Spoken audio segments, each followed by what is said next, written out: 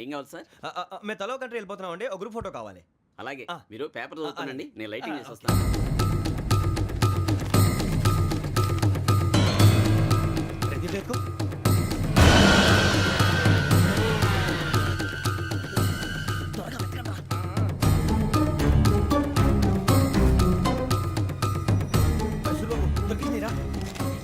బాగానే తీసారా?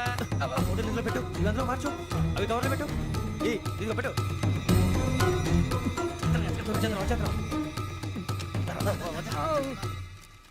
Lighting ready sir, లోపలికి రండి. అప్పుడే రెడీయా? చాలా బాగా రావాలి ఫోటో. మరి మళ్ళీ ఎప్పుడు కలుసుకుంటాం ఏంటో. రెడీ సార్, సరిగ్గా నుంచోండి. కొద్ది పక్క. Okay okay, ready sir. Smile please. 1 minute, నా ఫ్రెండ్ డీసీపీ వచ్చాడు, మాట్లాడచ్చు. రా. హాయ్ భరత్. ఏరా ప్రసాద్, ఫోటోస్ రెడీ? ఎప్పుడో రెడీ. రారా, ఇదిగో లోపల పార్టీ వెయిట్ చేస్తుంది. ఒక స్టిల్ తీసి వస్తా, కూర్చో. పదరా, నాకు కూడా ఫోటో చూద్దు కానీ. రా మరి.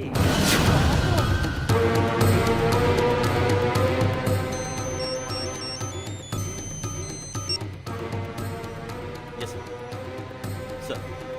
ఓకే సార్, నాకు కొంచెం అర్జెంట్ పని పడింది, తర్వాత పిలుస్తాను. బాయ్. ఓకేరా, బాయ్. సారీ, పదండి. మా నిర్ణయం మార్చుకున్నాం. ఏంటి, అందరూ ఒకే కంట్రీకి వెళ్ళాలనే? ఫోటో తీసుకోకూడదని. అమ్మయ్యా, మొత్తానికి రిస్క్ నుంచి బయటపడిపోయాం. అక్కడేమో శ్రావణిని కాబట్టి మంచి మార్కులు కొట్టేశాం. ఇదంతా చూస్తుంటే జేసీగా చెప్పింది కరెక్ట్ అనిపిస్తుంది. అనవసరంగా నానా మాటలని ఆయన మనసుని గాయపరిచాను. ఊరుకోరా, గురూజీ అంటే దేవుళ్ళు అంటాడు. కాళ్ళ మీద పడి కొబ్బరికాయ కొడితే క్షమించేస్తాడు. అయితే శ్రావణితో ఒకసారి మనసిప్పి మాట్లాడాలను. రే, నువ్వు ఒకసారి మనిషి మాట్లాడేందుకే ఇన్ని కష్టాల్లో పడ్డాం. అయినా నీకు బుద్ధి రాలేదురా. లవ్ అన్నాక కష్టాలు ఉంటాయి బుజ్జి, అలాగని వెనక్కి వెళ్ళకూడదు. అయితే ముందుకెళ్దాం పద. ఈడు బెలాలెత్తున్నాడు.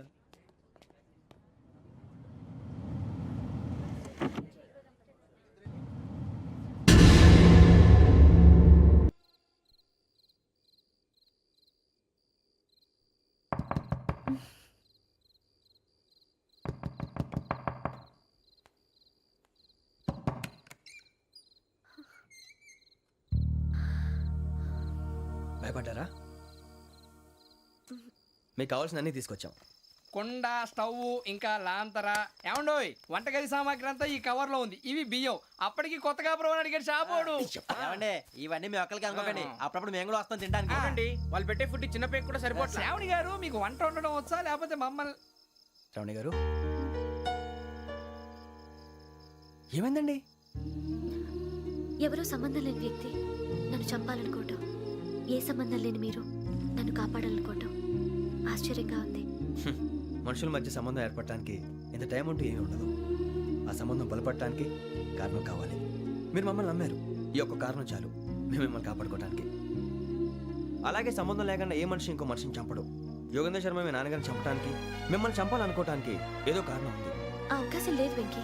మా నాన్న నాకు తెలిసి ఎవరికి ఏ అపకారం చేయలేదు. మరి వాడు మీ నాన్న ఎందుకు చంపాడు, మిమ్మల్ని ఎందుకు చంపాలనుకుంటున్నాడు? అదే తెలుసుకోవాలి. నాకు ఇవ్వాలి, బాలి.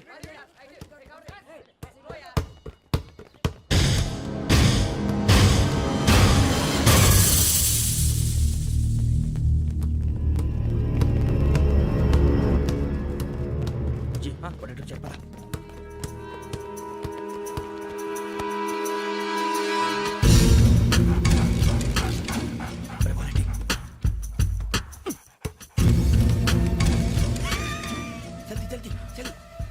చలి వచ్చిందా? జోలు పెట్టుకో. ఓకే, అది పెట్టేసి వెంకీ, ఫోన్ రా. శ్రావణి ఏముంటుందిరా? హలో శ్రావణి, యోగేంద్ర శర్మ నంబర్ తీసుకో. ఓకే. 98490 98490 90690. 690. ఓకే, జాగ్రత్తగా మాట్లాడు. ఓకే,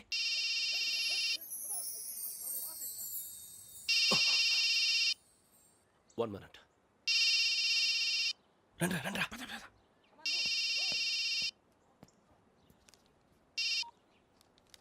హలో, శ్రావణిని మాట్లాడుతున్నాను. శ్రావణి, నన్ను 2 సార్లు చంపించాలని ట్రై చేసి మిస్ అయ్యావే, ఆ Shravani. Can you call me back after 2 minutes? Hello Rasool, నేను నంబర్ నోట్ చేసుకో. 55102435. ఈ నంబర్ ఎక్కడదో కనుక్కొని వెంటనే అక్కడికి వెళ్ళాం. ఆ అమ్మాయి అక్కడే ఉంది. క్విక్!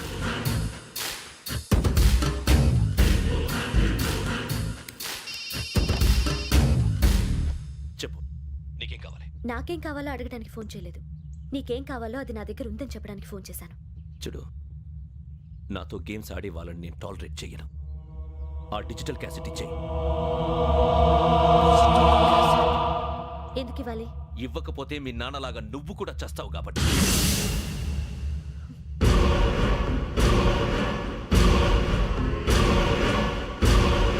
నేనెవరో తెలుసుకున్నావు, నా నంబర్ కూడా తెలుసుకున్నావు.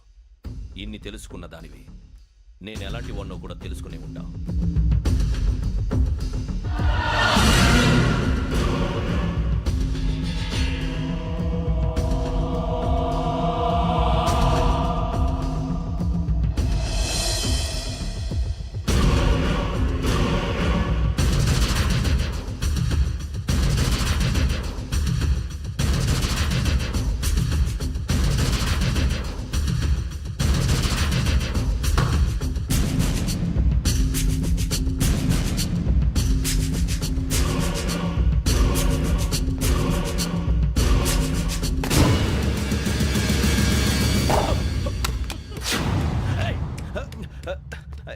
అయ్యో, మూత తగిలేసిందే.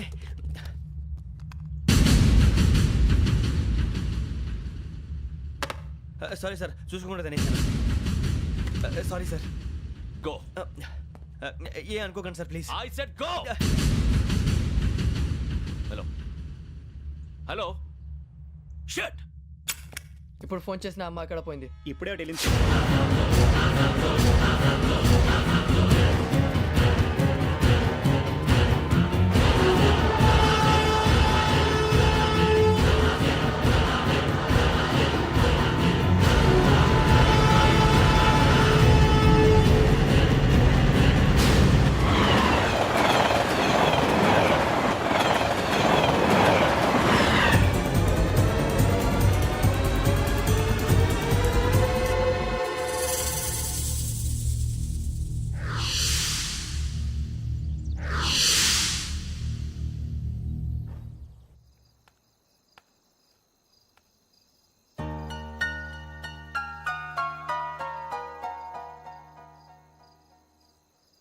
ఏంటయ్యా షికార్లు?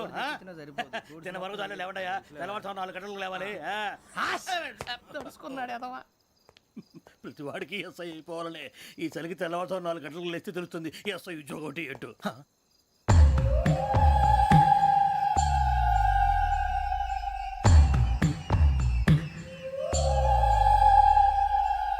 శ్రావణిని కలిసి ఆ డిజిటల్ క్యాసెట్ విషయం ఏంటో తెలుసుకోవాలరా మనం. ఇప్పుడు ఆ యోగ్ గడ్. అరే బుజ్జి, ఆ భిక్షం ఏంటంటే అటు చూస్తున్నాడు. కొమ్మిది శ్రావణి గారు చూశాడంటావా? ఇదిగో వెంకటేశ్వరరావు సార్, మీరు ఒకసారి రండి.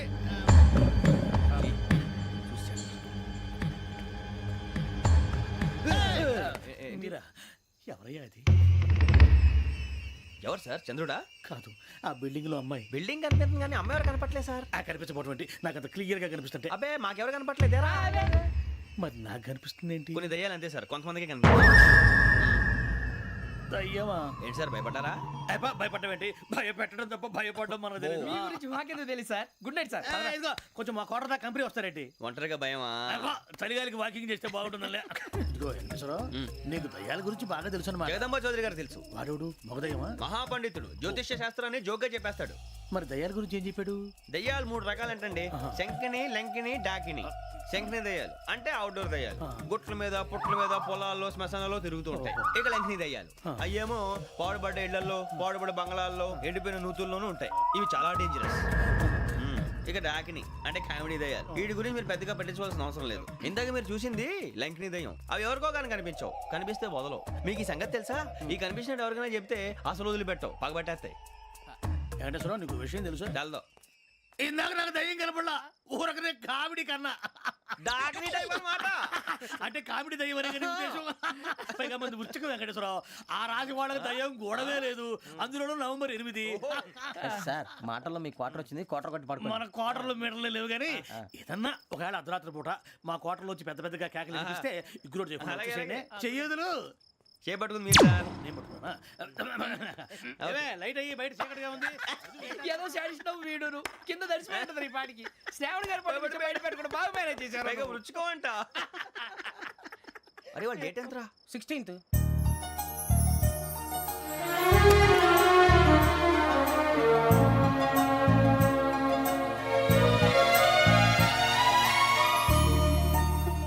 మీ పుట్టినరోజు మాకలే తెలుసు అనుకుంటున్నారా? ఎంతైనా కావే పోలీసు వాళ్ళం. రండి. రండి రండి మీరు త్వరగా కట్ చేయకపోతే మావోడి కళ్ళతో తినేటట్టున్నాడు. ఇప్పుడు ఎందుకండి ఇదంతా? మీకు మేము ఉన్నామని గుర్తు చేయడానికి కట్ చేయండి.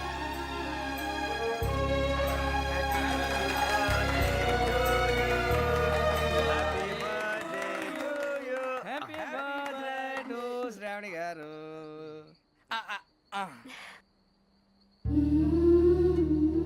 శ్రావణి గారు, నాన్న గుర్తొచ్చారు. నా చిన్నప్పుడే అమ్మ చనిపోయింది. నాన్నగారు ఇంకో పెళ్లి కూడా చేసుకోలేదు. నా ప్రతి బర్త్డేని ఎంతో గ్రాండ్గా సెలబ్రేట్ చేసేవారు. లాస్ట్ ఇయర్ కూడా. అలాంటిది